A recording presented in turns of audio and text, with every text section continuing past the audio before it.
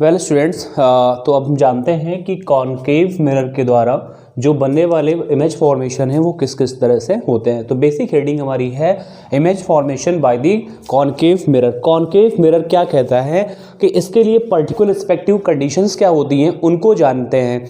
सबसे पहली हेडिंग जो है वो मैं क्या कह रहा हूँ कि अगर कॉनकेव मिरर के ठीक सामने कोई भी ऐसा एक ऑब्जेक्ट प्लेस्ड है बट हमको ये नहीं पता है, एक सर्टेन डिस्टेंस नहीं है उस ऑब्जेक्ट की कि ऑब्जेक्ट प्लेस है तो कहाँ पे प्लेस है, मींस वो इन्फिनिटी पे कहीं पे रखा हुआ है, अनंत पर रखा हुआ है।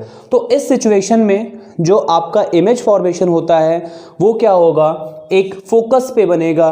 दूसरी चीज हाईली डिमिनिश्ड मतलब बहुत सूक्ष्म बनेगा और पॉइंटेड शेप जिसको हम बोल सकते हैं। एंड नेचर क्या होगा उसका, रियल और इन्वर्टेड होता है। होता क्या है कि जैसे कि आप अभी मैंने ऊपर के लॉज में आपको समझाया भी था, सपोजिंगली यहाँ पे हमारा कहीं पे ऑब्जेक्ट रखा हुआ है, एक सर्टेन डिस्टेंस नहीं है उसकी, उससे कुछ रेज ऑफ लाइट आती हैं प्रिंसिपल एक्सिस के पैरेलल और चूंकि यहाँ पे टकराएंगी तो मैंने अभी आपको बताया कि प्रिंसिपल्स आने की बाद में जो भी रेज होती हैं कुछ कहाँ पे जाती हैं, आपके फोकस से होकर के जाती हैं।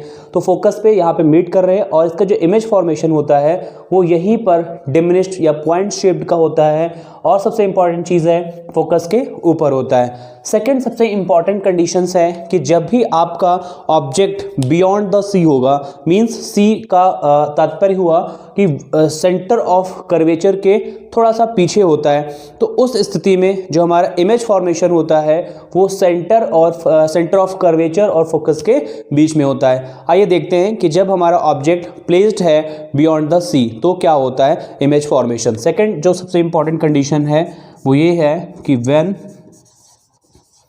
Object is placed beyond the sea और है बेटा beyond the sea, beyond sea मतलब sea के पीछे है, तो आपका इमेज फॉर्मेशन कैसा होता है और किस प्रवृत्ति का होता है। तो आइए देखते हैं इसके ऊपर।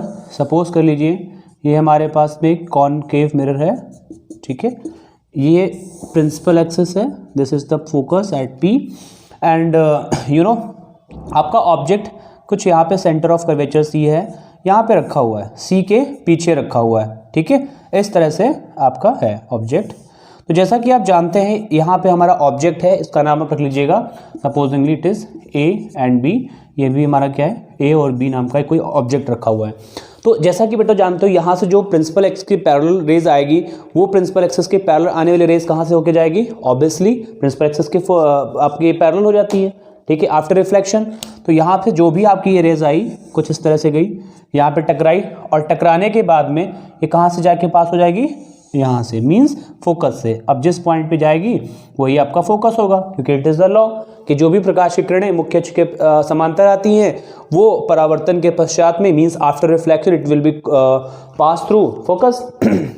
दूसरी कोई हमारी एक रे ऑफ लाइट है जो कि फोकस से होकर के जा रही है, किधर से होकर जा रही है, फोकस से होकर जा रही है, लाइक दिस, इस तरह से।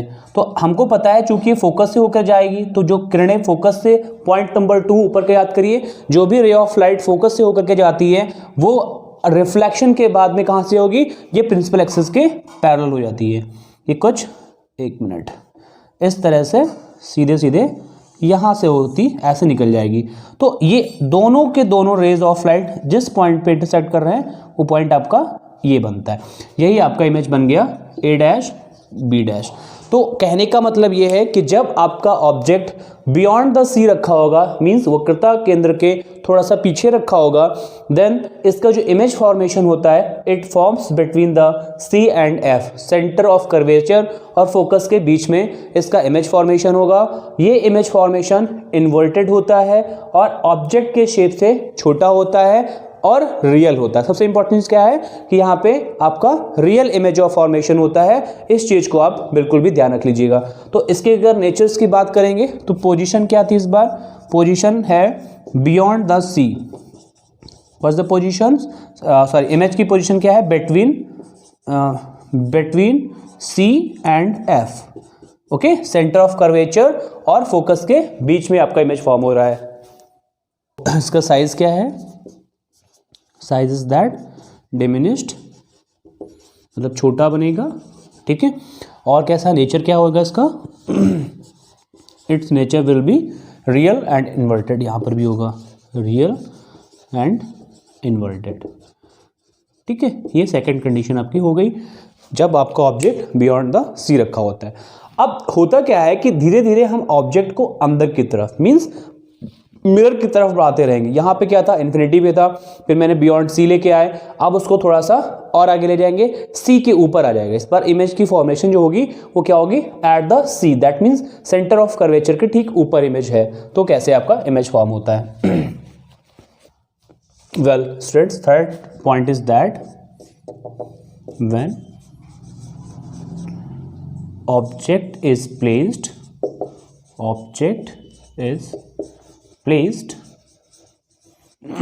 at center of curvature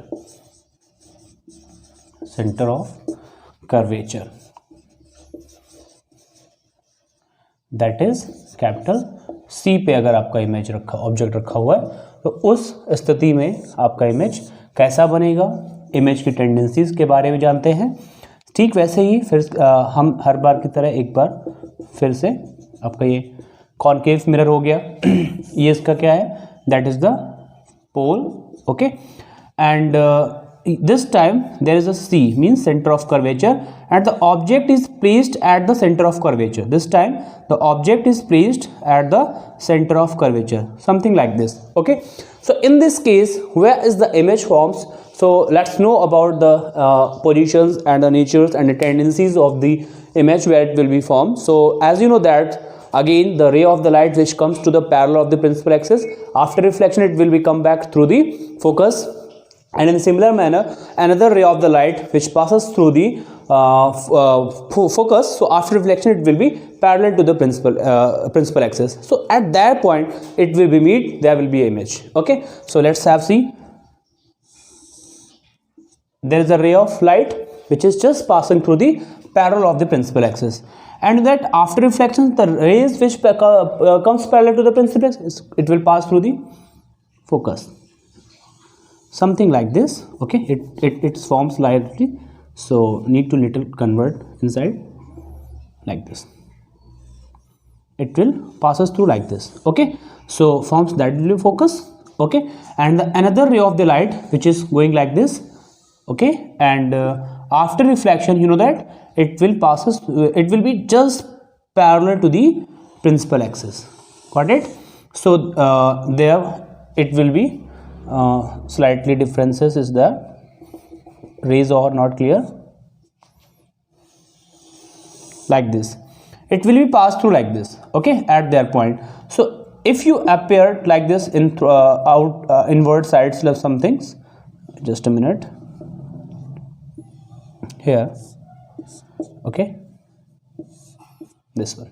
So at the same point it will be formed in downward direction. Supposingly A and B is the object and this image means A dash and B dash is your object. So main position is that whenever a ray of the light comes parallel to the principal axis, after reflecting it goes through the focus, and another ray of the light which goes which is coming through the focus, and after reflection it will be parallel to the principal axis. At that point it will be formed, there will be image. तो यहाँ पे ये दोनों cut कर रहे हैं, यही आपका इमेज बन गया। यहाँ पे कुछ रेज लंबी हो गई हैं, but main conception is that आपको यह ध्यान रखना है कि जो इमेज फॉर्मेशन होगा वो ठीक उसी पॉइंट पे होगा। कैसा होगा, जहाँ पे आपका ऑब्जेक्ट प्लेस था मींस सी पे प्लेस था, तो इसका जो इमेज फॉर्मेशन होता है वो भी सी पे होता है। और कैसा होता है, आपके इक्वल साइज का भी होता है। जितना आपका ऑब्जेक्ट का साइज होगा ठीक उतना ही साइज का आपका यहाँ पे इमेज भी फॉर्म होता है, और इन्वर्टेड बनता है एंड रियल बनता है। ठीक है, इसका फेयर एंड डायग्राम्स में बना देता हूँ आपको। ये कुछ इस तरह से बनेगा, दैट विल बी योर पोल। ठीक है, क्या होता है कि यहाँ पे रखी हुई एक प्रकाश की किरण ऐसे मुख खिंच के समांतर गई, ये पढ़ने के बाद इधर फोकस से होकर के पास हो जाएगी। दूसरी कोई प्रकाश किरण जो फोकस से होकर जा रही थी अभी वो परावर्तित होएगी और इस पॉइंट से मतलब प्रिंसिपल एक्सिस के पैरेलल हो जाएगी। जिस पॉइंट पे एक दूसरे को इंटरसेक्ट कर रहे हैं वहीं पे आपका इमेज फॉर्मेशन हो जाएगा। तो यहाँ पे जो बनने वाला इमेज होता है, सपोज ए बी ऑब्जेक्ट था, तो इसका जो इमेज फॉर्मेशन है वो ए डैश बी डैश कुछ इस तरह से आपका यहाँ पे फॉर्म होता हुआ नजर आएगा, ठीक है। तो यहाँ पे अगर इसकी साइज की बात करेंगे तो no matter size will be equal, okay, it equal to object के आकार से बराबर होएगी। दूसरा, इसकी जो पोजीशन है वो पोजीशन भी डिटरमाइंड है। पोजीशन कैसी होगी?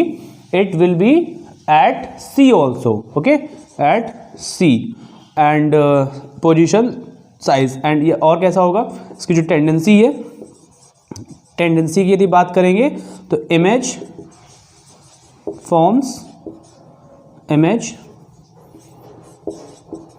फॉर्म्स रियल वास्तविक बनेगा, इन्वर्टेड, और कैसा बनेगा? इन्वर्टेड बनेगा। ये आपकी थर्ड कंडीशन हो गई। इसके ठीक बाद आपको इमेज को ऑब्जेक्ट को थोड़ा सा और अंदर की तरफ पेश करना है। मतलब इस बार जो हमारा ऑब्जेक्ट होगा वो कैसा बनेगा? सी और एफ के बीच में रहेगा, ठीक है, सी और एफ के बीच में रहेगा। तो यहाँ पे आपको ध्यान देना है चौथे पॉइंट में, when object is placed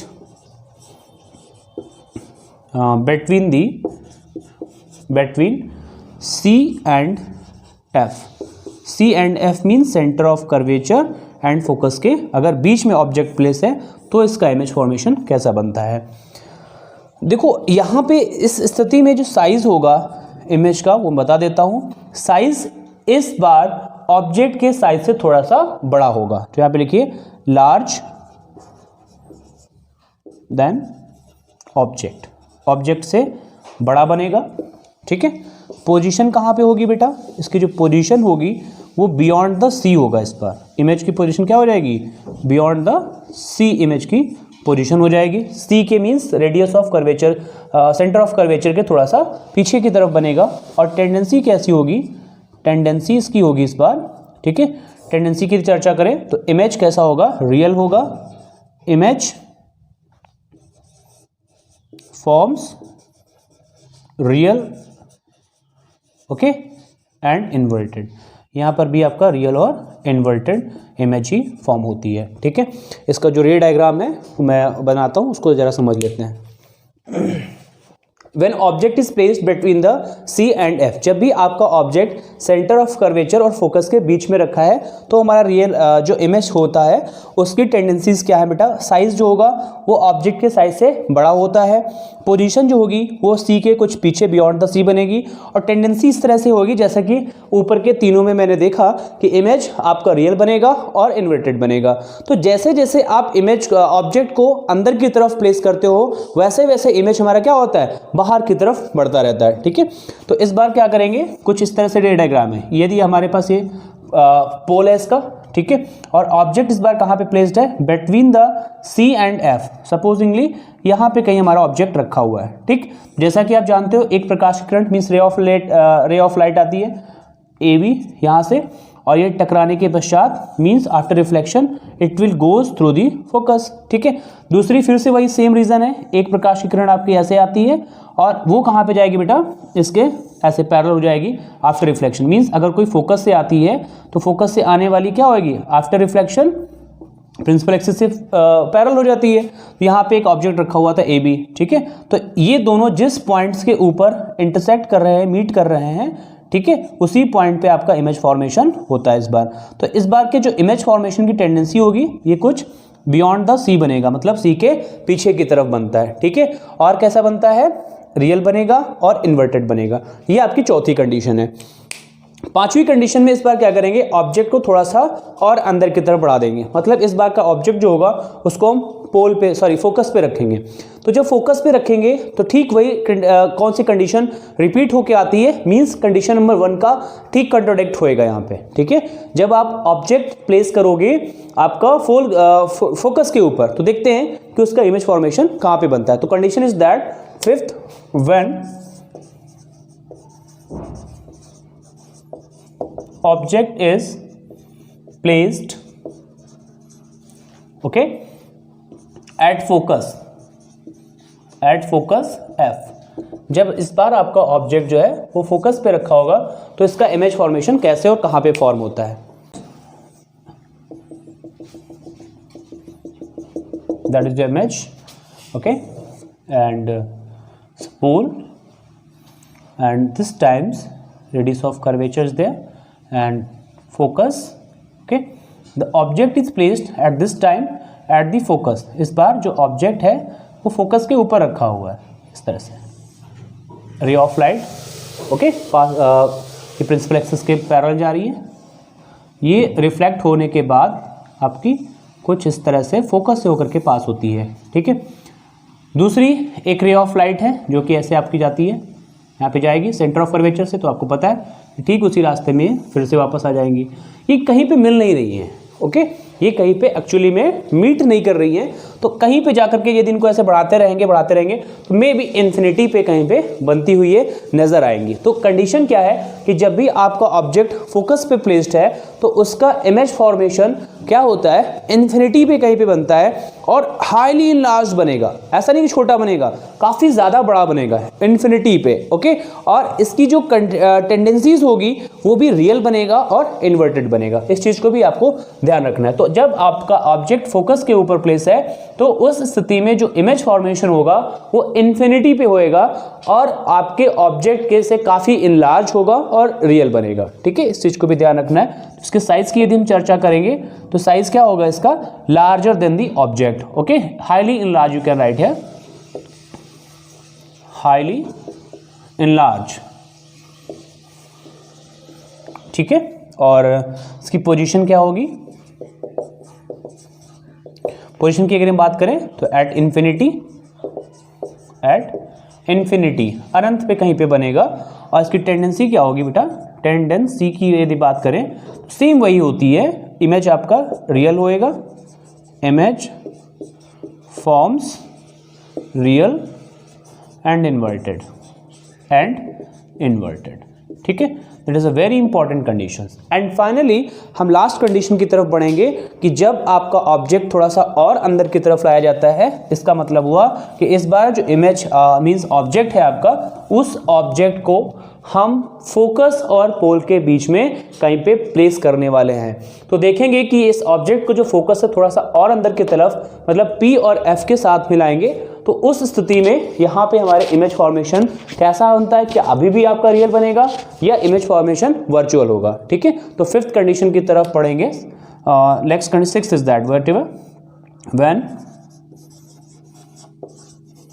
object is placed between F and P, focus and pole, F and P, that means focus और पोल के अगर बीच में कहीं पे हम ऑब्जेक्ट रखेंगे तो आपका इमेज फॉर्मेशन कैसा होगा। वेल स्टूडेंट्स, तो यही एक ऐसी कंडीशन होती है जिस कंडीशन में आपका इमेज फॉर्मेशन जो होगा वो इमेज फॉर्मेशन वर्चुअल होता है। यहाँ पे इमेज फॉर्मेशन रियल नहीं है। इस स्थिति में this is one and only condition, in that situations image forms which will be not real. और यहाँ पे आपका इमेज फॉर्मेशन इन्वर्टेड भी नहीं होता है, जबकि इस बार जो इमेज फॉर्मेशन होगा वो इन्वर्टेड ना होकर के इरेक्ट होगा, मींस सीधा इमेज फॉर्मेशन होगा। और जो बनने वाला इमेज है वो एक्चुअल इमेज नहीं होगा, रियल इमेज नहीं होगा या एक्चुअल इमेज नहीं होगा, it will be a virtual image. Okay, let's have see. छठवीं स्थिति है कुछ इस तरह से, ये आपका फूल है। ठीक है, यहाँ पे क्या है, focus, it is your focus and there will be centre of curvature C. ठीक है, आपका जो इमेज है वो इसके बीच में प्लेस्ड है इस बार यहाँ पे। ठीक है, तो जैसा कि आप जानते हैं कि जो इमेज होएगा वहाँ से object that is A B, okay, इसका भी आप नाम रख लीजिए ए बी। यहाँ से एक रे ऑफ लाइट गई ऐसे। ठीक है, आप जानते हैं ये कहाँ से जाएगी, फोकस से होकर के पास हो रही है। ठीक, यहाँ से कुछ रे ऑफ लाइट ऐसे निकलती है आगे की तरफ।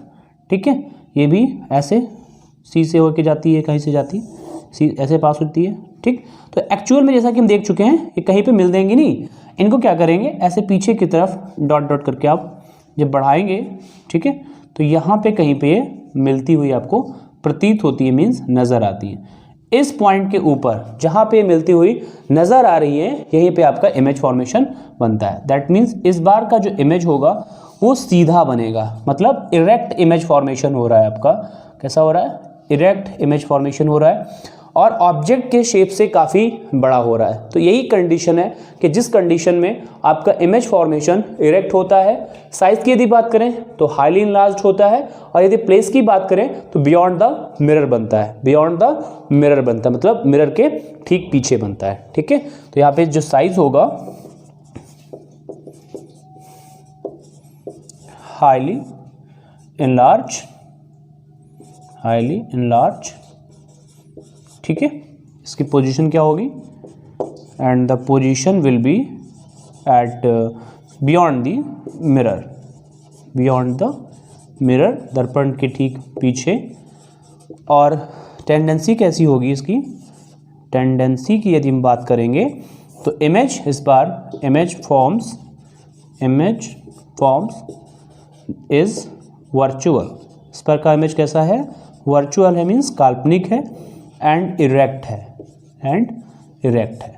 ठीक है, तो इस तरह से आपने देखा ये 6 स्थितियां होती हैं आपके कॉन्केव मिरर के द्वारा बने हुए इमेज फॉर्मेशंस के लिए, प्रतिबिंब के आलेखन की 6 विधियां होती। तो अगर इनको हम शॉर्ट में एक बार एक्सप्लेन करेंगे तो ऐसा बोलेंगे कि जब भी पहली स्थिति में मैंने ये देखा आपका ऑब्जेक्ट कहीं इन्फिनिटी पे प्लेस था, तो उस सिचुएशन में जो इमेज फॉर्मेशन हुआ वो इमेज फॉर्मेशन हमारा फोकस पे बहुत हाईली डिमिनिश्ड हुआ, बहुत छोटा या पॉइंट शेप का हुआ। और इमेज की टेंडेंसीज की बात करें तो वो इमेज आपका रियल था और इन्वर्टेड था। दूसरी स्थिति में मैं इमेज, इस बार ऑब्जेक्ट को अंदर की तरफ थोड़ा सा और शिफ्ट किया और ऑब्जेक्ट को लेके आया beyond the centre of curvature, means C के ठीक पीछे। तो उस स्थिति में जो इमेज फॉर्मेशन हुआ वो हमारा सी और एफ के बीच में हुआ, ऑब्जेक्ट के शेप से थोड़ा सा छोटा हुआ, ठीक है, और रियल बना और इन्वर्टेड बना।